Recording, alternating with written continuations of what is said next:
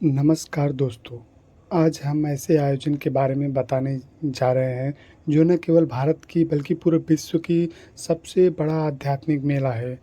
जी हाँ, हम बात कर रहे हैं कुंभ मेला 2025 की, जो प्रयागराज में आयोजित हो चुका है। यह मेला हिंदू धर्म की आस्था, संस्कृति और परंपराओं का अद्भुत संगम है। तो चलिए आज इस वीडियो में हम जानेंगे कुंभ मेले की महत्व, इसकी खासियतों और यहाँ तक कैसे पहुँचे तथा यहाँ ठहरने की व्यवस्थाओं के बारे में। तो कुंभ मेला भारत की धार्मिक और आध्यात्मिक विरासत का प्रतीक है। इसका उल्लेख हिंदू पुराण कथाओं और कई प्राचीन वेदों में मिलता है। ऐसा कहा जाता है कि समुद्र मंथन के दौरान देवता और असुरों के बीच अमृत कलश के लेकर हुए संघर्ष के बीच अमृत की कुछ बूंदें हरिद्वार, प्रयागराज, उज्जैन और नासिक में गिरी थी, जिसकी वजह से इन्हें 4 स्थानों पर कुंभ मेले का आयोजन होता है। कुंभ मेला जब प्रयागराज में लगता है तो यहाँ विशेष ज्योतिष गणनाओं के और ग्रहों के आधार पर निर्धारित होता है। विशेष रूप से बृहस्पति ग्रह कुंभ राशि में प्रवेश और सूर्य का मकर राशि में होना कुंभ मेले के आयोजन के लिए आदर्श तिथि मानी जाती है।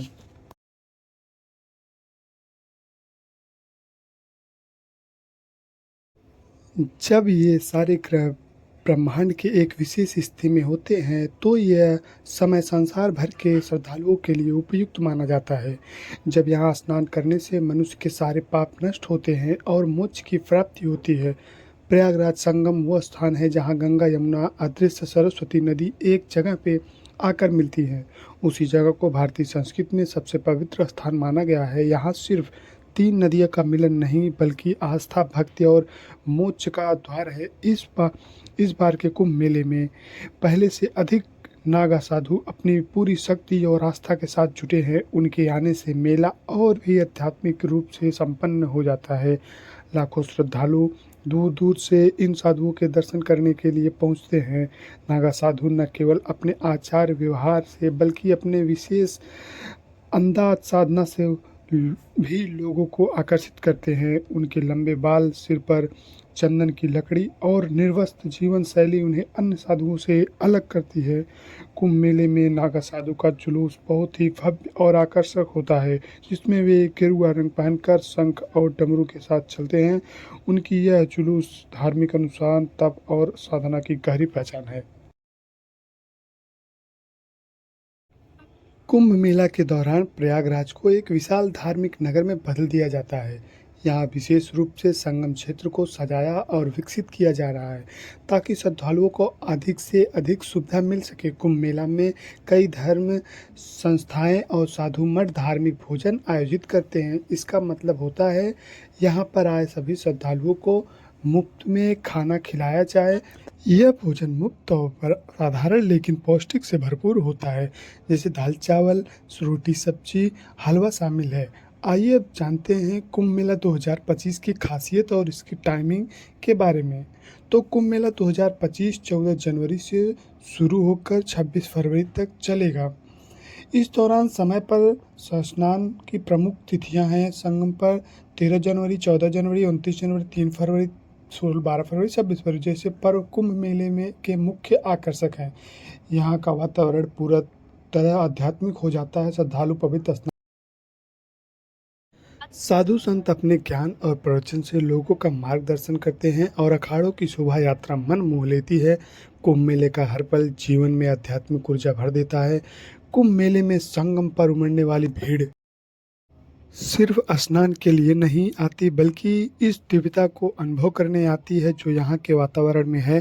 साधु संत की उपस्थिति, अखाड़ों की जुलूस और भक्तों की आस्था इस आयोजन का दिव्य और भव्य वित्तीय बनाते हैं। संगम पर किया गया हर स्नान, हर प्रार्थना आपको न केवल आध्यात्मिक शांति देती है बल्कि देवलोक से आए देवताओं से आपकी साक्षात आत्मा से मिलन कराते हैं।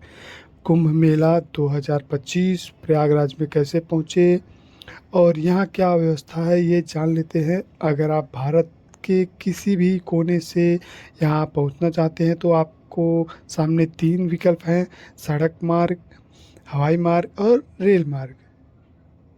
सबसे पहले हम बात करते हैं हवाई मार्ग की। अगर आप जल्दी से प्रयागराज पहुंचना चाहते हैं तो हवाई यात्रा सबसे सुविधाजनक यात्रा होगा। प्रयागराज का बमरौली एयरपोर्ट शहर के केंद्र से लगभग 12 किलोमीटर दूर है। टैक्सी या ऑटो के जरिए संगम घाट तक आसानी से पहुंच सकते हैं।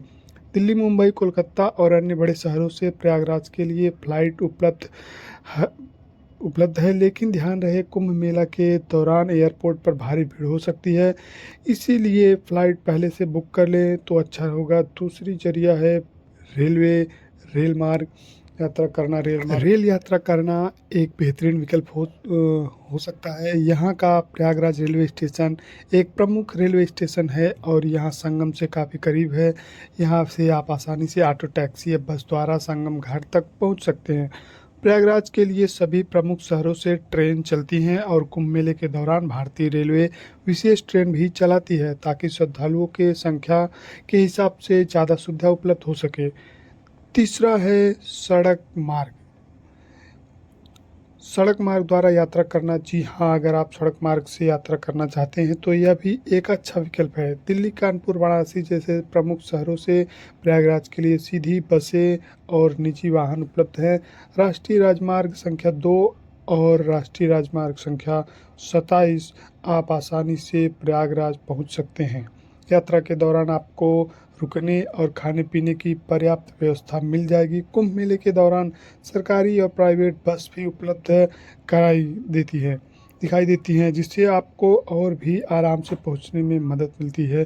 ठहरने की व्यवस्था देखते हुए कुंभ मेला के दौरान प्रयागराज में अस्थायी टेंट सिटी बनाई गई है, जहां लाखों श्रद्धालु ठहर सकते हैं। यह टेंट शांति और आरामदायक सुविधा के साथ होता है, जिससे ज़्यादा श्रद्धालु यहाँ ठहरने के लिए यहाँ आ सकते हैं। इसके अलावा शहर में धर्मशाला, आश्रम उपलब्ध है।